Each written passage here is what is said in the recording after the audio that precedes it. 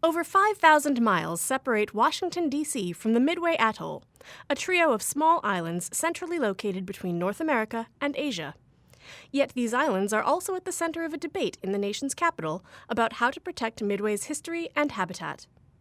To help inform that debate, members of Congress asked GAO to review how the government manages Midway. In 1903, the commercial Pacific Cable Company laid cables on Midway that carried the first round-the-world telegraph. The message, sent by President Theodore Roosevelt, wished Americans a happy Independence Day. Midway later served as a key stopover for flights connecting North America and Asia. Midway became a crucial base of operations for U.S. forces before and during World War II. It's perhaps best known for the 1942 Battle of Midway, where the United States turned back a Japanese attack and crippled the Imperial Navy. The battle marked the turning point of the war in the Pacific. The battle cemented Midway's place in history, but after the Cold War, its strategic importance began to diminish. In 1996, Midway traded guns for goonies when it changed hands from the Navy to the Fish and Wildlife Service. Today, Midway is a national wildlife refuge and part of the Papahanaumokuakea Marine National Monument. It is home to the world's largest population of albatrosses and other endangered or threatened species, including monk seals and sea turtles. Where 5,000 people used to live and work for the Navy, 40 remain, composed of Fish and Wildlife Service employees, volunteers, and contractors who operate utilities and the airport. The Federal Aviation Administration provides funding to maintain the airport for emergency landings. It is also used to fly people and supplies to and from Midway.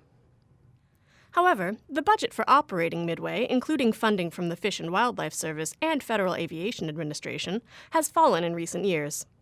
As a result, the Fish and Wildlife Service ended tourism to Midway in November 2012 due to a lack of resources.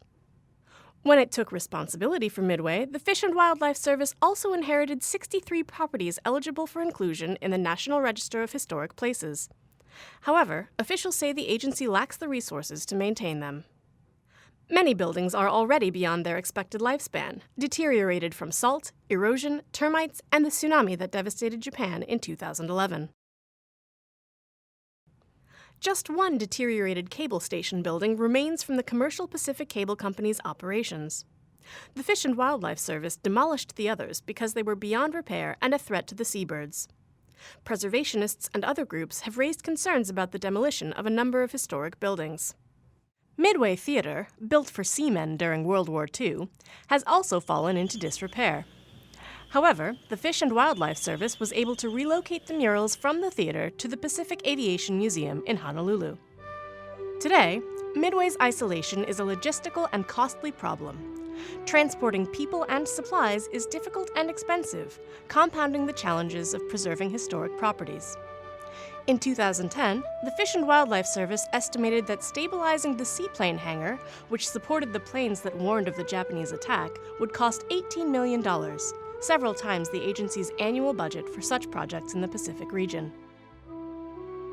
The Fish and Wildlife Service faces many competing priorities on Midway. While members of Congress and others consider Midway's future, you can learn more by visiting gao.gov.